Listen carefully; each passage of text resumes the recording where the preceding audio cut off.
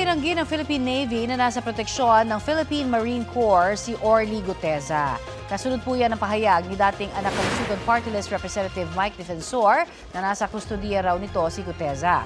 Ayon kay Philippine Navy spokesperson Captain Marisa Martinez, noong June 30, 2020, nagretiro si Guteza bilang Technical Sergeant.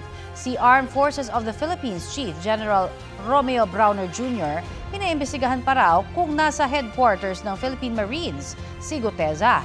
Hindi rin daw polisiya ng AFP na magtago ng witness. Wala pang komento riyan si Defensor. Noong September 25 nang lumitaw si Guteza sa pagdinig ng Senate Blue Ribbon Committee.